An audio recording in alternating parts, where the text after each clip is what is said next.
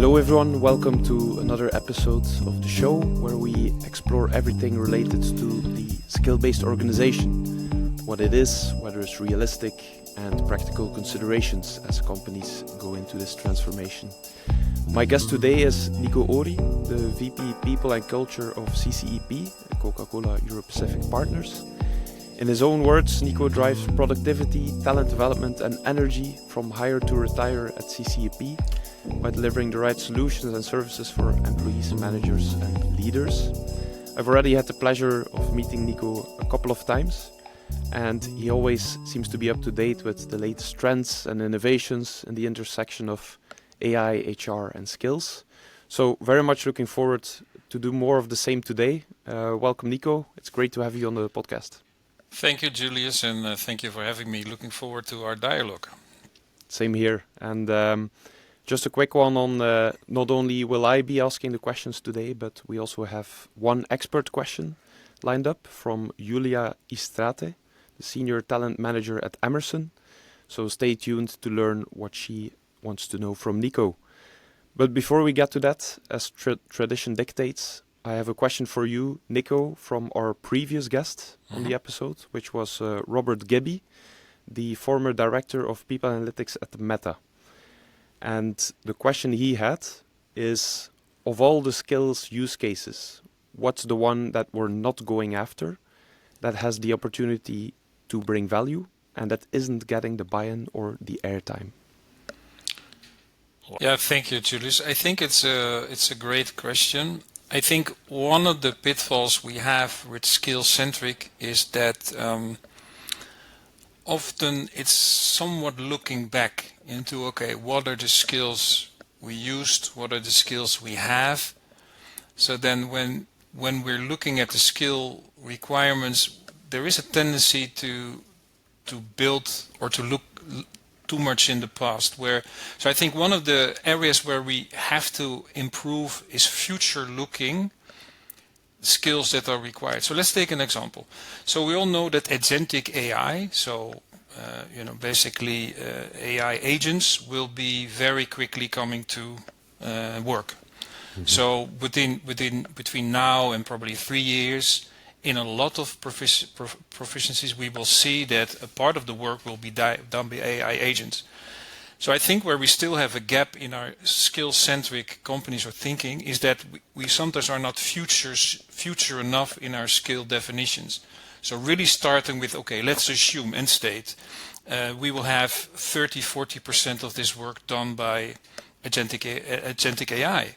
What are then the new skills that are required to effectively execute for that particular work? So I still think sometimes, and it's absolutely valid when we have skill discussions and skill assessments and skill planning and what have you, we still base it a bit on the data set of the skills we have. So we're looking a bit back. And I think we're not looking enough to the future. For all kinds of reasons, it's of course a different ballgame in a way because you don't always have that data. But we have to bring in that future skill requirement more into the equation. Absolutely essential, certainly now because of this fundamental change that will happen with AI. AI will get applied, and then you will see that in certain jobs, a fair percentage of work will simply be automated, but then will require new skills or will be relying more on certain new skills that I think we don't always have that in the same value in our existing data sets in terms of skills. Super interesting. And I think we can bridge it to actually the next question, which I want to pick out a quote in an interview where you said, it's clear from research that a lot of the technology we have been deploying in the world of work has not worked. How is this quote true today in the realm of AI, HR and skills? Yeah, so it's interesting if you look at technology and now the AI that is coming into play and that is changing a lot of the operating models of companies and will change that operating models and will change the content of work. If you look at the history, what you've seen when new technology came like electricity, that there wasn't an immediate uptake of that technology in terms of productivity in companies. It took sometimes decades in the case of electricity before people fully understand the full opportunity of that new technology. And in a way, we see this now also happening with AI, right? We're still in a somewhat general purpose phase of AI. So AI is similar in a way to electricity. And now in the next 3 to 5 years, we will have to define the application, the use cases of that in everyday processes and activities. And there what we will need to do is sometimes completely redesign work, right? So the risk of new technology is that you basically automate what you already know or the processes you have today, and that you don't really fundamentally change the way you do work, change your value stream in your company. And as a result, that you might be investing in skills that are very valuable in the old way of working, but are not necessarily fit for the future state of working. So the interesting thing is that despite decades of significant technology investment, the productivity has been plateauing or has been growing a lot less than it has grown in the 20 years before. So in the 80s and the 90s, there was a strong uptake in productivity. But after that, it sort of flattened a bit more. So long story short, what we need to do if we look at skills and if we look at technology, first of all, we have to understand the technology and the application of technology on the ground in work. But then second, we will have to define a clear view on the future skills that are required to then apply that technology in the new setting of work. Right? Yeah. So it's not... So what you want to avoid is that we go blind into the technology without considering what it's serving. And you've seen a little bit too much of that in the past years to conclude that technology has already added a lot of value. Is that a correct? Yeah, absolutely. So every year there's 1.2 trillion US dollar investment in technology. And you would expect that by now, we would have a 3-day working week. People, would be... engagement would be super high, productivity would be super high, and it's not necessarily the case. So somehow a lot of the technology we're implementing is not necessarily having that output in terms of productivity growth or engagement growth for that matter for employees.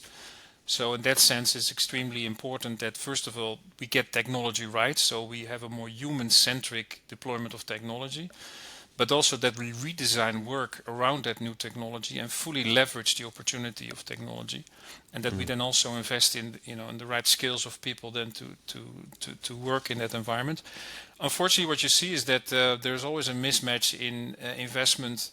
So there is always huge capex investments in technology, and then very little investment in the actual people side of things, which is an issue.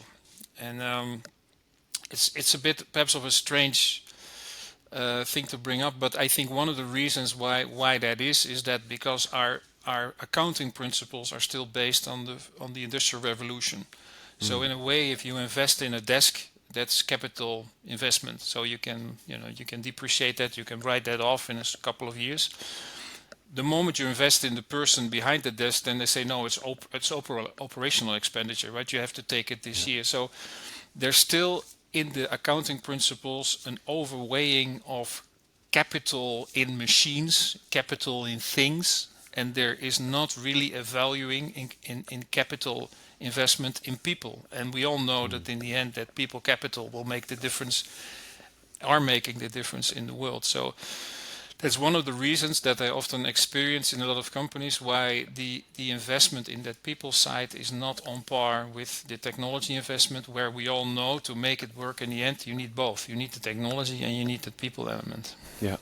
Doesn't a lot of that has to do with the relative ease of measuring ROI of technology solutions, of a computer, let's say, and what it's doing well, how it can be tweaked to be improved, whereas that is a little bit more fuzzy on human assets. Does that have something to do with it too? 100%. Of course, it has pragmatic reasons, but the root cause is when the Industrial Revolution came and a lot of those accounting principles were established. It was really a world where value was created by big machines, right? The investment there, and we took that into the computer age. But now we're moving more and more into a human age, and so the financial world will have our financial professionals will have to find different ways of valuing human capital. It's absolutely essential, in my view, to get technology in the end of the day working right. So it's a bit contradiction, but I'm absolutely convinced of it. So we have to value investment in skills, in people, as much as we do investing in, like I said, a desk, a computer, or production machine. And that's today different. And I know the challenges in terms of valuing. Then how do you then invest? How do you calculate that capital from on the human side? But I think we have to somehow find a solution for that, and we can, in my view. Yeah. Okay. I want to weave in another quote I found from an interview you did back in 2022, where you said, "I don't believe in the model of seeing employees as just a package of skills. I'm going to apply it wherever you want as an organization. We need to start with the people and the rest will follow." It touches a bit upon the previous points you've made. Yeah. But right now we're almost 3 years later. How do you look onto that quote today? I haven't changed a lot on my view. So obviously if you are thinking again, third or perhaps even fourth industrial revolution, and you think that optimization of work, and you still think in this Taylorism way of, I will define you as a collection of different skills, and then I have work, and then you're forgetting, I think, very deep human needs. In terms of belonging, in terms of predictive work environment and what have you. So I think you have to start with humans and their needs, right? People, and if you completely rationalize that and completely connect it to the speed of the machine and completely connect it to just rationalizing it on a level that it's not really coming together in that human, I think you are in the wrong order. So I think you have to start with the individual, with his skills, his needs, and then combine it in a logical way with your company and the value you create. And then, of course, as part of that, we can be much more efficient in how we allocate the skills and the energy and the hours of that worker towards the actual work.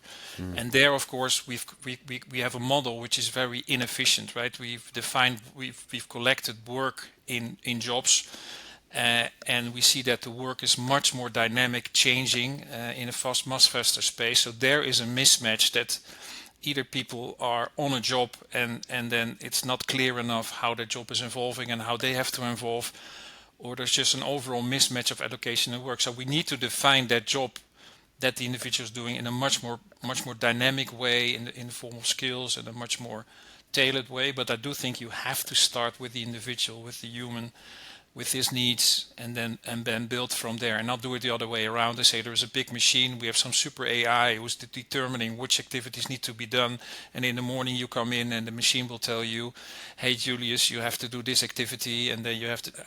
I don't believe in that model. I just think people will not adapt to it. Yeah, which links back to why perhaps technology has missed the mark over the past decade, right? But linked to that point, you also said yourself in our last conversation that there's many companies today being vocal about the SBO, about skills, but often that's not translated into actual execution on skill projects. How does that link back to the way that technology is sometimes missing the mark in terms of value creation? Yeah, so I think there are many drivers in that space. So first of all, I think a lot in the end is about change. So we're up against 100+ years of organizing work in a certain way and organizing companies in a certain way. And you can have an opinion about it, but that will not go away overnight. So You have people in existing positions, people in existing org charts, so if you come in and you think you can come in and with a revolution, then good luck, because people will simply not adapt to that change. So you need to find value for the individuals in terms of, how can we actually make it for you better in the company, be more effective in terms of connecting you, developing you better with the work that's connected to your skills. So I think that's one aspect.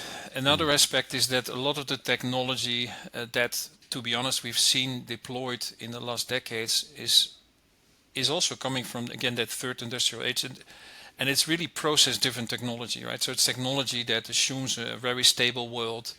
It assumes that you're a clock in the machine. It assumes that you have to, it doesn't really start with what is the value creation, what is the opportunity in terms of productivity, in terms of customer experience, in terms of employee experience. So also there, hopefully now with AI, we can finally get some better user interfaces towards the machine. So I think if we approach it in a way that we take a bit more patience in terms of the change for people and take people along in terms of what's in it for them. In parallel, we improve the technology and build it more around what is it that you need actually to deliver value to your customer, because that's the end thing. What does it take to produce a product? Then I think we will break through in that sense. Yeah. So it's about really understanding what it takes to move your organization, not in an isolated ideal case scenario, assuming too much, but really grounded in where the company is at that time. Yeah, I mean, what do we expect, right? We say, okay, we're not going to be skill based and everything's going to change, but let's look at the practicalities of that. So one space that is still very immature is the whole compensation part of this, right? So there are some companies who are working with skill premiums, but if you really think about how for 100 years we have been assessing the value of work and compensating that whole model is there in companies today. There's not really an alternative, because for a lot of people the alternative is just very difficult to comprehend, that you're almost paid on the job you're doing depending on the skill and how much the skill is in demand in the market. I mean, if you just think about it, it would make it very unpredictable and very difficult for people to adhere to. So something like just the compensation structures in company is already tending to staying it and keeping it within a job-based organizational structure where I make a bit more because I'm a manager and my manager is making that. So those type of models will not go away overnight. We should not have that illusion at all.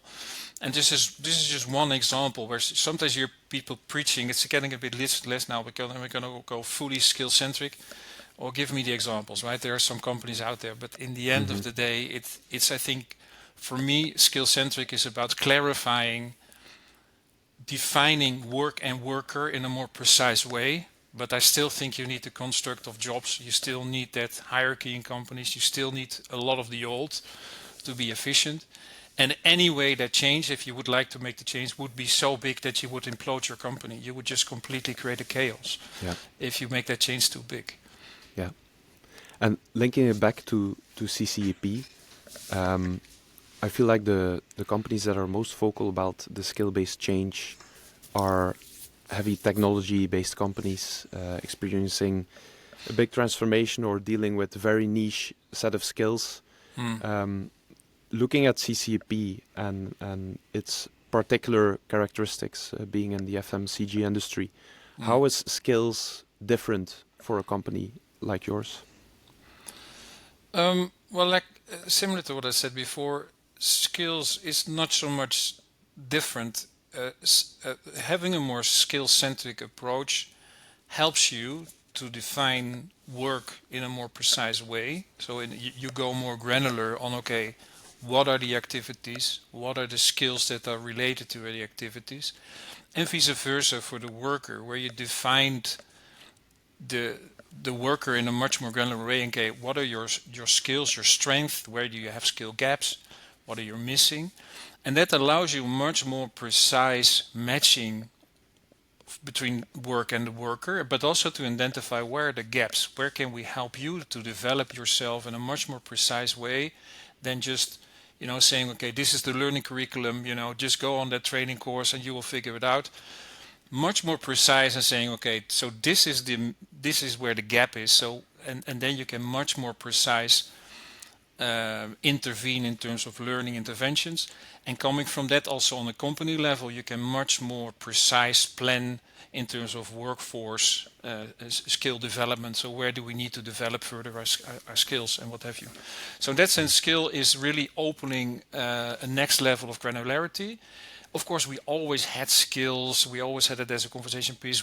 But now it's much more across the board. It's at scale that we're looking into that. Yeah. Okay. And then, of course, you believing that adoption is key to get anything done from a technology standpoint.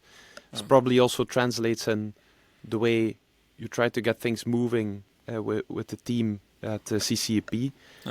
But how are you mitigating that adoption challenge at CCEP in particular? When we started our journey, and it's still a journey, we said, okay, what now will make or break this whole exercise? What is now obviously what we want to achieve, but then how do you get to where you want to go? And there, our deep belief is that at the end of the day, it's all about adoption within the workforce.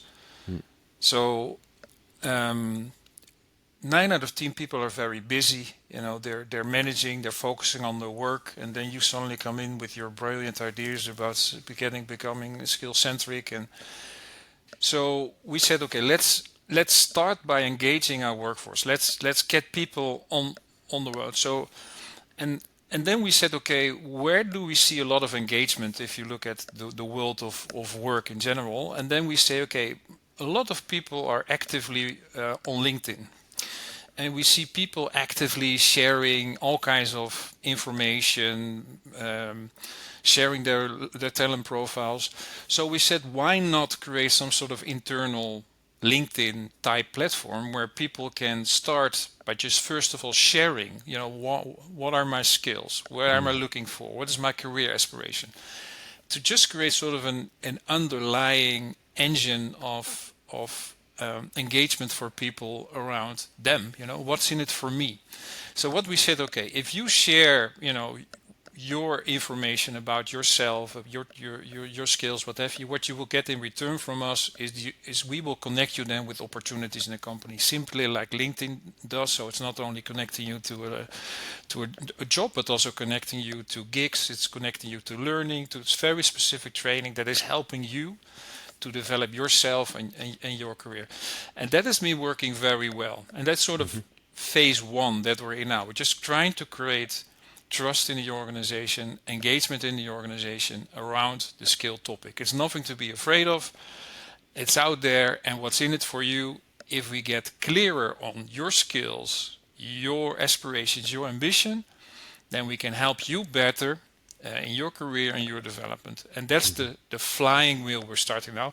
And on top of that, we will start to build all the other value proposition in terms of skill, in terms of workforce planning and what have you. But this first initial thing is for me absolutely key. If you're in working in a plant and for 20 years, and then suddenly somebody taps on your shoulder and say, we're going to do full skill-based work, people just would be something like, sorry, what are you talking about? So we're really taking a gradual approach of really building this culture and transparency in the organization around skills. Yeah, and from the business end, the people that you're effectively serving and trying to improve from a skill-based point of view the employee experience. Were there any skeptics amongst them with even the gradual approach that you were going for? And if so, what were the important things to convince them? How did you speak their language in that regard? Because we see this often as a challenge in many skills projects, is connecting to the business in a way that they understand what you're trying to achieve here with the skill-based change. Yeah, so you have to be ground it, right? So what doesn't work well in the business if you come with all, high in the sky, hypothetical ideas about the future and the objectives. So we did really, towards the leadership, sort of a future back. So we said, okay, this is what's happening in the world of work, right? We see an acceleration of the content of jobs, right? There's a lot of LinkedIn data who is showing that on average jobs changed 50% in the last 5 years and will continue to change. So we need to find ways to capture that change in a much more granular way. We need to be much more granular in the workforce planning and what have you. And for that, the common language is much more skills. So they really understood that point. But then we brought it back to, okay, where are we today? And then they very much supported this idea of, just first of all, get an alignment and an understanding in terms of culture and transparency of what skills are, what skills can do for you, what's in it for you. Because if that flying wheel starts working, then the rest will follow. And what I've seen some other companies are doing, which could work depending on your culture, is first to go into very big exercises of very large skill taxonomies, being very meticulous on defining for every job exactly, what are the skills. That's not the road we are taking. We're taking a much more people-centric approach. So we basically said, just first of all, share with us where you think your skills are. And then from there, step by step, we will assess the skills. We will build with you a path to improve on your skills. So it's a different approach. But the leadership very much bought into that. Just first of all build. We have that end vision, which is absolutely clear. But we start just by first of all activating people and getting them involved and seeing it's for them, and it's not something that is done to them. Yeah. I'd love to double click on that grounded case that you have to make to really figure out what does that exactly look like. Are we talking lots of metrics that you present? Are we talking, hey, if you invest this amount of dollar, you will save or get this amount out of it? Like, how did you convince that C-level layer that needs those grounded cases, and what elements were part of that pitch, so to speak? Yeah, we had some data points as input. One data point, like I said, was the clear faster change of the content of jobs. So the need longer term to get more precise in matching work with workers. So it's clearly understood that sort of future workforce planning will have to be more granular, more in the moment, more continuous. But another big driver was that from our engagement survey, we saw that we scored relatively low on people's opportunity, how people perceive the opportunity for growth in our company. And that's, I think, across the board in a lot of companies, is that companies are getting complex. Sometimes they're getting flatter. So for a lot of people, it's more difficult to see, okay, how can I make progression? How can I make a career? So we also leveraged that point and said, okay, if we bring first of all everyone together and almost like a community, like I said in LinkedIn, which is based on this on skills. So basically, what you get offered and how you define yourself on the platform is very much around skills. That could be a great way of stepping up and breaking through sort of the challenge we now have around that growth, because growth clearly should not only be defined in a vertical upwards growth, but there's many opportunities for growth from leading a project in another country to doing a gig or whatever. So that was one of the big drivers where we got the leadership team with us. It was not so much like give us a full size view of all the skills in the company. I mean, that's an outcome that we will have, but that was not the starting point. Interesting. And talking about convincing C-levels, the skills project, etc. I just reminded myself about an anecdote you told me about the C-level in a safety job. Could you, if you remember what I'm talking about, could you retell that story, because I think it fits in nicely with the way that technology can sometimes be perceived and how people react to it. Yeah. Yeah, it's interesting because I think what we also did and still doing from the start is that we manage expectations. What Yeah. a lot of companies and HR departments really have done terribly wrong, in my view, in the past is create high expectations. So when they would start something like a new platform, or the email will go out and there would be a lot of selling, and then when the actual user got into the platform, it was like, well, okay, it's not what I expected. We do completely the opposite, so really play down the expectations, and we really then during the maturity of the application or the process improve and share those improvements with the stakeholders. So what happened is that when we launched our new platform, which is very sophisticated AI based, we already shared that it was a starting phase, but the interesting anecdote was that at a certain moment the sophisticated AI matched one of our C-suite senior people in a relatively low level health and safety job in one of our factories. So basically a mismatch.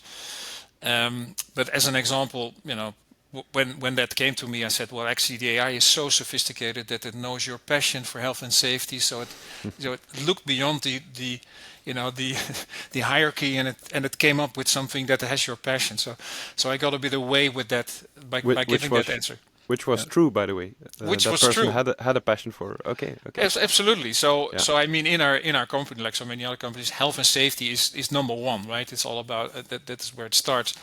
And the algorithm of the AI picked that up as that's the skill, that's sort of the ambition. So hey, I got something that's matching here, but was not really looking into it enough from a career perspective. But this is typically what you find, right? If people think AI is perfect, forget it. There's a lot of learning and nuancing and fine tuning. But this is something then that you can flip and actually use as yes, thank you very much for the feedback, and ha ha ha, the AI was so smart, and we will learn from it and improve. But this is the journey you will have to go through. So it's just going to take a couple of years before it's a lot better. Yeah, a couple of years and some healthy commercial instinct for when stuff like that comes in. No, I really like it. I want to weave in the question of Julia. It's a very specific question around AI and skills, but I'm going to present this as if she's reading it to you. So hey Nico, this is Iulia from Emerson, and here's my question. As you're an expert in AI, how can AI right now or in the future, as AI is maturing, help solve issues that the skills technology and the buyers of the skills technologies are facing? And I'm thinking of three main ones: skill adjacency, skill proficiency, and skill validation. So I'll give you an example. Skill validation is something that at this point requires huge man hours. Like it requires HR people, business people to sit in a room and validate skills, right? Because they're not completely coming accurate out of this inference that the technology is doing. So how can the technology in the future help with more accurate skill validation? Yeah, it's a great question because the challenge is so big that you will need AI to help you with the AI in a way, the AI change. So obviously it also starts with data, right? We should not forget that. So the AI is only as good as your ability to collect data points and to have those data points somewhat normalized in a way that the AI can work on that. And then if you look in a lot of countries, a lot of work data points are not collected, or they are not normalized enough to actually use the AI to identify skills or to to make use of that data. So I think what and then there is also the question of data privacy, right? So what data can you collect in a fair way about or in the work of the individual? and whatnot. And there you see that in industrial environments, often a lot of data is collected as part of the production line or what have you. But in a lot of the commercial and office environments, there's very little data collected on real time on the actual work. Of course, there has been some development in that space, for instance, in the Office suite of Microsoft, where you also can collect, how do people do certain things and what are the activities and what are the associated skills with that work. It's also so. Long story short, I think to really have AI helping us with identifying, normalizing, predicting the skills in work, we need the next level of and a decision on what will we record in the actual activity of the individual. And that's something that I think is bound by law and bound by your culture as a company. So there might be non-European companies who will start to track more and more of the day-to-day activities of their workers and translate it into skills, and AI will then automate a lot of that and help you in identifying opportunities of efficiency of development of the individual to have you. In some other spaces like in Europe, I just don't know where that will go, right? Yeah. So your point of view is, before even starting to answer how can we optimize validation, adjacency, etc., we need to take a step back and ask the question, can we even crunch this data? Is this even allowed by employees, allowed by regulators? And before we even start validating, right? Yeah, in the ideal world, of course, it would be brilliant, but there's a lot of change management and trust that you need to build, I think, to do that on that level. It also then assumes that there is some sort of proficiency or maturity in terms of the AI models, and that the outcomes of the AI models are something that is valid, that you can, that the agent. So I think before we are in that point, it's still, we still have to design a lot in terms of how then will we capture the existing, the skills that are in the job. How do we normalize that across the company? So I think we still have quite some time to go before we can then fully use that, in my view. Yeah. Okay. My last question will be, Nico, about what question you would like to ask our next guest. But before we get to that, I know you read a lot. I know you listen a lot, and then and post your findings a lot on LinkedIn too. So I ask this to all of my guests, but especially to you. How do you keep up with AI and innovation these days? Especially because it's accelerating so much and so much is coming out, right? How do you keep up? What's your routine? And also, where do you find your information? Yeah, it's very challenging to stay somewhat up to date. So for me, the key way to do that is to follow, certain, I would say, experts in the market, thought leaders, who sort of create a lot of the information. So I have a subscription to some of those people. Sometimes are on LinkedIn, sometimes they're on YouTube, sometimes they're on X. So there is sort of a little network of people I'm following who are sort of filtering a lot of that information, and then they're adding their views to it. And that's how I do it, right? And I'm a fanatic reader. I'm very interested always in the latest development. But there are a couple of people who's worth to follow. And if you do that, then you really stay up to date. And there's also now more and more networks, and I'm also part of some of those networks that are coming up around AI. And then you get a lot. You put in a lot, but you also get a lot in return. And there are some people, I think, on a global level which are now setting the scene, right? So one obvious name is Jensen Huang from NVIDIA, who is the new Steve Jobs. So if you haven't seen, for instance, his latest CES conference presentation, January 2025, go to YouTube, find it. I mean, this guy is absolutely, visionary. He just, of course, there's some commercial selling in it also, but Always.